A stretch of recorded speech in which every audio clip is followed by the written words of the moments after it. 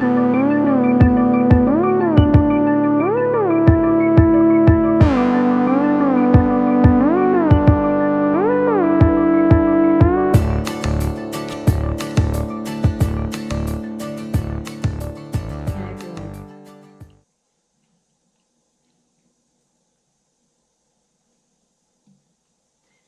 to the Wild Bradbury Podcast. This week, we are going to revisit an older episode of the podcast because some things have changed around here a little bit.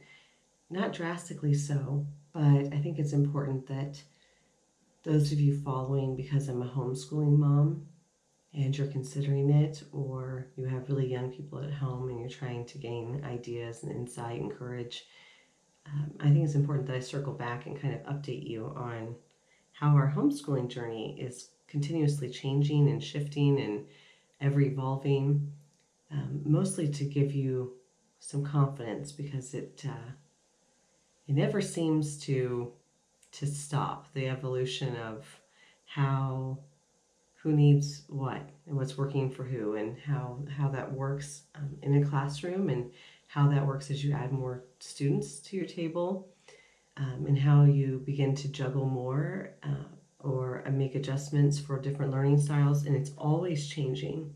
So it's very important to me to circle back and tell you all that, this is just part of it. It's not as black and white as it appears to be on paper. We went hiking today. We really enjoy hiking. Everyone seems to be able to hold their own hiking, which is very important when there's enough of you to essentially have a small team of people, a small sports team. It becomes very important that you find things that you can all do together. And for us, being out in nature has been the circle round, that it has been the thing that we have enjoyed the most as a family. Now, we have adrenaline junkies everywhere in our family, husband and I both, and then the two older boys for sure. The third one will be eventually. The fourth one, I imagine she will be very intense. But we enjoy other things too, amusement parks, and we say yes to all the roller coasters and the rides and the cliff pictures, and we say yes to a lot of things.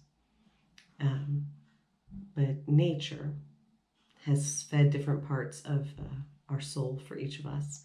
The big boys seem to really love the lack of boundaries, and all the collecting they can do, and the exploring they can do, and the IDing they can do, and it's just freeing. My husband seems to love the challenge. He likes to say, I summited that. Here's my proof, here's my picture, here's my Instagram post, what have you. He likes the challenge. He likes that he can decide on Saturday night that tomorrow he will do this and conquer it, and it not take all day and move on. For me, nature has always essentially been my church. It's my temple, for sure. And because I spend pretty much all of my time hiking up the mountain, thinking and pondering and processing and working my way through whatever issue or turmoil or what have you that's currently going on in my brain, I tend to get to the top fairly quickly and without a whole lot of pain until later because I'm tunnel visioned in. I'm focused in on processing what's happening with me and the kids and whatever situation we find ourselves in that week. And I process it very well and very clearly and very loudly internally in nature. Nature offers a beautiful outlet for things like that, for lots of quality thinking. What also happens is that I gain a lot of clarity from nature. And that has always been the case. I cannot remember a time where I didn't seek some sort of solitude in nature. The earliest I recall that connection is about age 5. But now at 30, it's very pronounced and almost down to an art form. I go seeking questions and answers and patterns and examples to follow, and nature says, here, let me show you this. And that is how so many of my sounding board issues have been solved. Because one thing that happens as a military spouse, and maybe this is not the case for everybody, but being married to a pilot means that I am alone most of the time, and that's no understatement. I am a solo parent in a wonderful partnership, but a solo parent nonetheless most of the time. But what happens is my sounding board for situations that otherwise wouldn't be an issue if we were a little more mainstream has dissolved. It doesn't really exist. My husband's constantly trying to catch up. You know, he's always 5 steps behind on who's doing what, who's excelling in what, who's failing in what. And I'm constantly having to catch him up, which is to no fault of his own. He's not home enough for him to ever possibly be caught up enough for the amount of times that it changes in a week. But I feel like when your children are in mainstream schooling, the instructor's your sounding board. She's keeping you up to date on things that have gone awry, things that need work. And I mean, she's your golden ticket to being in the loop because you're not there all day. Well, same thing goes with other parents in organizations. You know, if you miss this baseball practice or whatever, you have your golden ticket person that can fill you in. That has been, for me, one of the biggest struggles of homeschooling, is that no two people's journey is the same. So when I set out to homeschool and I thought I was entering a situation that was very black and white, very little gray, for whatever reason, in my mind, it was, okay, I can just order this curriculum, we'll follow this curriculum, we will go from point A to eventually point E or whatever, and by the end of the year, he will know this information and we'll move on. It is so not like that. And even now, entering our 5th year of homeschooling, that's just mind-boggling. Whoa, yeah. They got old fast, and so did I. But our 5th year of homeschooling, I am still rearranging everything in an attempt to make it all more suitable for each individual child. My point in telling you this is that there's so much self-doubt when you start homeschooling, and that doubt doesn't necessarily go away. It just changes shape. It's like the ever-morphing aspect of this particular life choice. One of the things that I really thought as a young mom with very small children, I mean, when I started preschool homeschooling at home, intentional play, so to speak, was that, okay, they'll just learn this and they'll learn it in this kind of order, and that's just how this will be. And it's just not like that. I need to give you an example because this semester has been that this is going to continue. I'm going to continue to have to constantly change with them, continue to constantly have to find new answers for them, because that is really my main job. I thought my job was to teach, but it's not. It's to give the correct opportunities and the correct equipment and the correct resources so that they can excel essentially on their own. And it's really important to me that you hear that coming from a seasoned homeschooler, because I don't want to give you this false ideology of what, homeschooling should be on paper. On paper, our barely 7.5-year-old is in 2nd grade. At the school table, he's in 3rd grade. With his reading books, he's at the beginning of 3rd grade. Age-wise, he should be in 1st grade. So, if I were to stick him in a mainstream, had I not homeschooled and just put him in a mainstream school system, he would be in 1st grade based on his birthday and his age. Everything about what I just said is complicated, right? Because right away from the gate, I have to decide, do I treat him by age and put him in first grade? Do I push him to be in older grades but by subject because there's certain things he's better at than others? For example, language arts, reading, writing, he is very much second grade. And even then sometimes struggles with it depending upon what it is. And in math, he just moved up to a third grade math book. We just bumped our reading level up to a third grade reading level. Science, we are far beyond. History, we are somewhere in middle school and beyond, freshman, high school. So we are all over the place, and it is not as black and white as maybe I make it sound sometimes. And for some people it is. I don't want to tell you that there are not parents that say, okay, you're now in first grade and we will do this first grade curriculum and we will put our way through it, and by the end you'll be in second grade. Bravo. I have chosen to challenge my children where they were born. I have chosen to push them in areas where they were not showing progress. And our oldest, Lux, is my biggest example of that this semester. He's always been my guinea pig, right? He's the oldest. And by being such, I have to experiment with him because I'm learning right along with him. I'm not a born homeschooler. I am not a born teacher for that matter. I do not have a teaching degree. I don't have any desire to have a teaching degree. I have never in my life wanted to be a teacher. Nothing about that was appealing to me.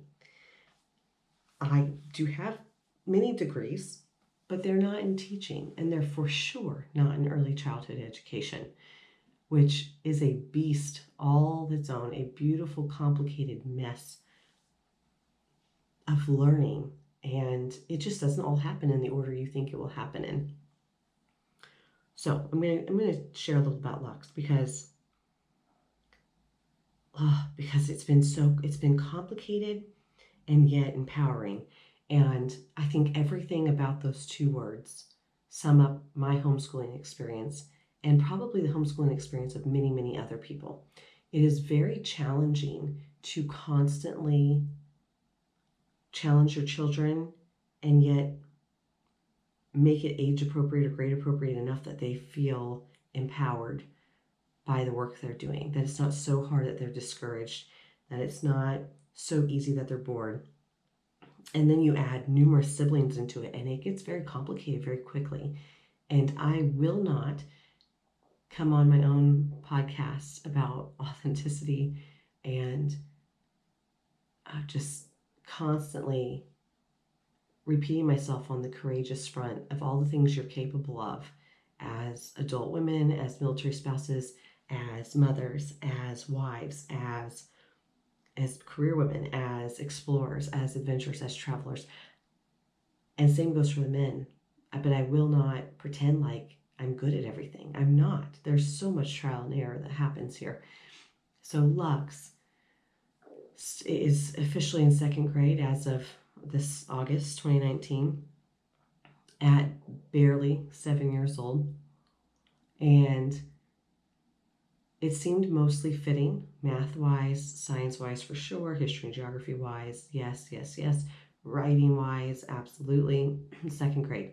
Reading-wise and spelling-wise, I had to put him at very strong first grade, like into first grade year. So just a few months behind, nothing excessive, nothing worth holding him back for or what have you. Excuse me. And then here we are, it's January now, but in December, I had a meeting with his teacher because we call her his teacher, but she doesn't teach anything for us in particular. But she is our, what I call umbrella teacher. We're part of a homeschool charter school here that caters specifically to homeschoolers so that we get federal funding. It's one of the few things that California is like doing really well. So they are very, very strict about a lot of things, and this particular thing works to my benefit. We get to live in California, and without claiming California residency, we are able to be federally funded for our homeschooling expenses and have someone else do the transcribing and have someone else turn in work samples and make sure we're on task and etc., etc. Excuse me. And this woman, Maria Claudia, she is fantastic. She raised 4 children. She unschooled them. I use air quotes because she and I are very similar in so many aspects. I can't imagine her being overly successful as an unschooler. But she does claim unschooling and has a literature, language arts, high school language arts certificate in teaching, something along those lines. So if anyone would understand this particular struggle with Lux, she would.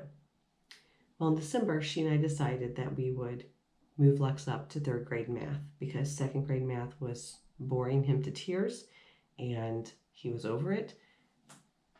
And why not, right? If he's ready to move up, he's ready to move up. So I had ordered the new math curriculum, the new math book, and had mentally prepared myself to start that this past Monday when we went back to school. And that's why all this is so fresh, because we just came back after our holiday break and it's ever present. I had 3 weeks off to just sit and ponder what this would look like, because after the holiday break, we also added the 3-year-old Atlas formally to the table. I mean, he's always been at the table with us, coloring and doing other things, but officially in preschool, so to speak. And because that's our routine. You start the semester after you turn 3 with basically an hour of structured work of some sort, playing while learning intensely. So I was juggling all these things in my mind, how that would look, how I would split my time between 3 kids needing my attention and all of them having expectations of me and me having expectations of them, what that would look like. So then I also decided to move Lux up to 3rd grade math. So let's just make it extra complicated. And then, abruptly, in the middle of the week, we met with our instructor, our assigned teacher, on Wednesday, 3 days into our new school semester. And I told her, math goes great, science goes great, history and geography, he's enthralled. He's currently obsessed with it. Writing, copy work, cursive goes wonderful. And then we get to what I think this curriculum is trying to make grammar, but it's not grammar like what we learned. It's not, vowels and verbs and nouns and punctuation. It's basically identifying and pulling things out of a paragraph.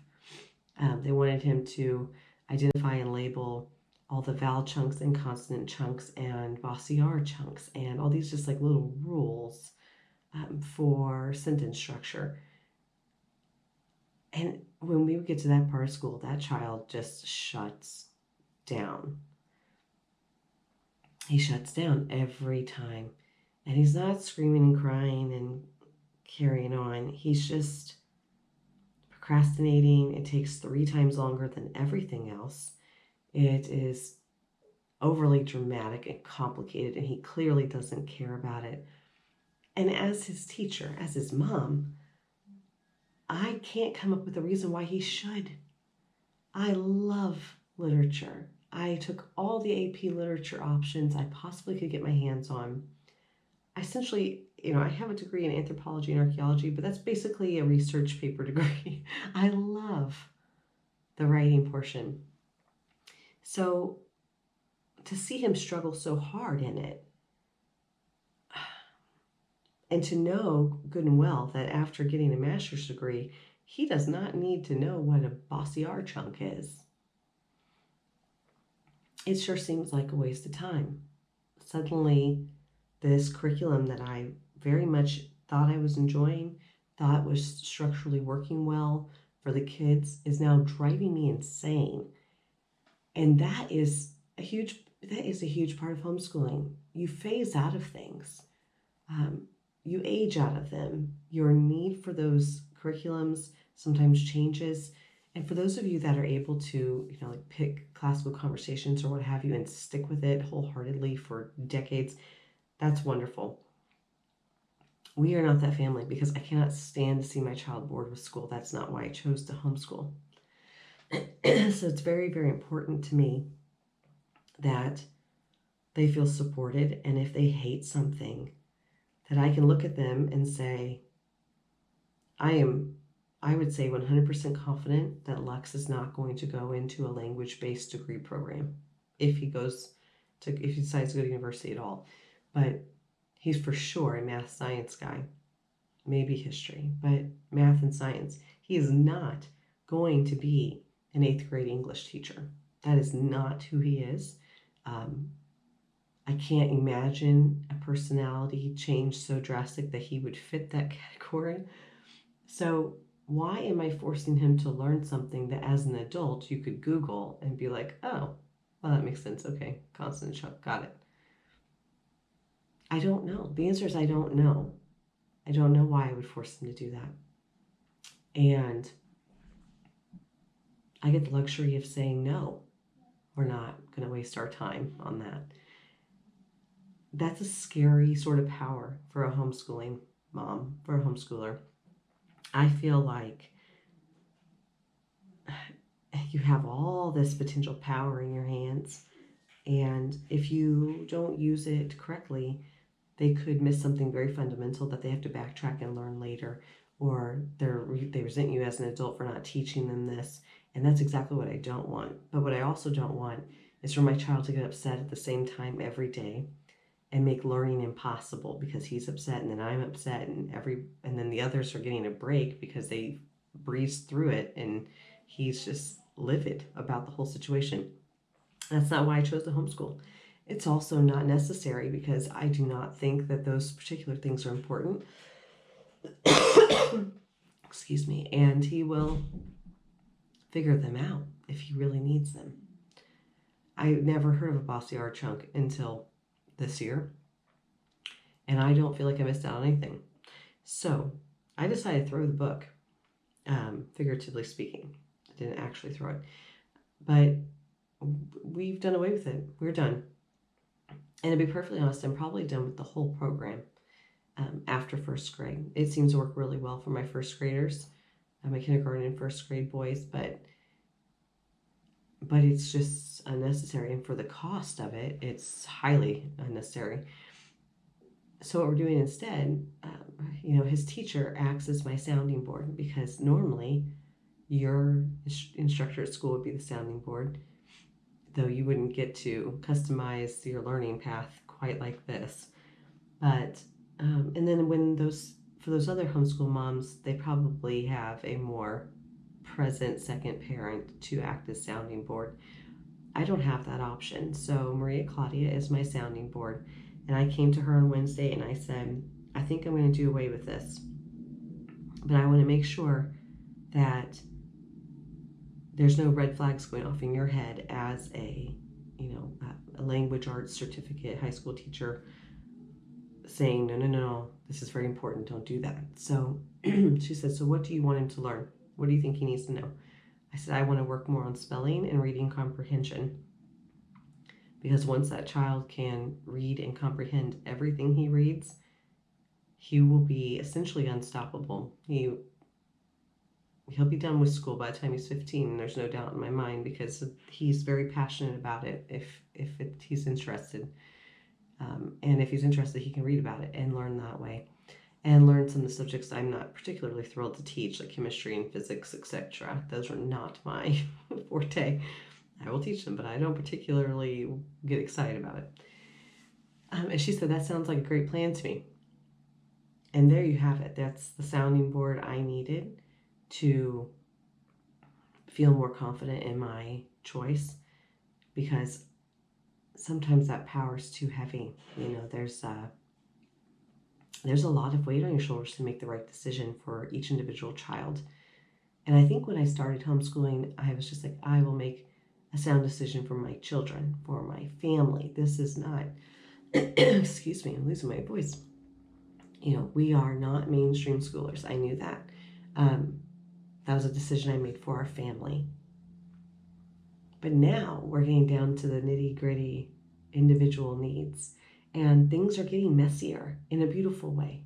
It's more complicated. There are more books. There are more curriculums that are circulating our table than I ever thought there would be. I like the simplicity and the thought process of a one curriculum table, but we are not that. And I am having to come to terms with the fact that we never will be that. Because whatever's working for Lux is most definitely not going to work for Rhodes, because Rhodes loves language arts. Writing is his favorite subject. And Atlas, I don't even know about that child yet. He's just definitely seems more into the math and science portion. But my goal in backtracking and sharing this with you is that I went into homeschooling this year very confident in all the curriculums I had chosen, very confident in what we were going to use and what needs were going to be met, what boxes would be checked off, and this whole and at the end of the year you will be in this grade, and it will just go like that. But Lux is probably going to be more fourth grade than third grade by May. And he's way too young to be in fourth grade. And I don't know that I will push him into that. We would probably do third grade again and just use a different curriculum. I just don't know. And it's ever changing. It's so complicated. And you can be very confident in your ability to teach. And like me, you can be very confident that they will learn. At no point that used to be my biggest concern, that they would just become idiots, right? I would just never get through to them and they would never learn anything. That is no longer a fear. 4.5 years in, I know that they will learn. They are learning. They are brilliant at so many things. They learn. They will continue to learn from me. But my fears have changed. My fear now is usually, how important is this stepping stone to the fundamental foundation of this and that subject? And some of that's just knowing your child. And that takes time. Knowing your child as a learner, knowing your child as a personality, knowing your child and their very innate characteristic traits. Like I said, I know Lux is not going into a language-based career path. I'm very confident in that. And I'm also very confident that I can take some stress out of school by getting rid of this particular book and these handful of concepts about labeling consonant chunks and whatever. Because if for some reason that's important at some point, he will have the reasoning and understanding as an adult to be like, okay, 2 S's next to each other is a consonant chunk. I'm a genius. You can piece it together. So it's very, very important to me that you know that I'm not sitting over here with it all together all the time. That I'm not sitting over here making podcasts and writing and folding laundry and doing my thing without pondering something. There's always someone that needs a little more from me than the others. And this semester it's been Lux. I've had to really expand my curriculum palette, my idea palette, my ability to say, no, this isn't working for us, and tap into the confidence that I know is there, but that I second guess all the time because it's second nature to second guess our way through this process.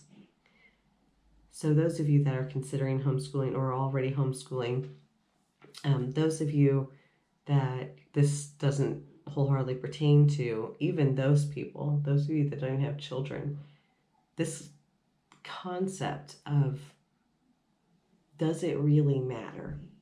What's the ultimate goal? What's the most important portion of this information?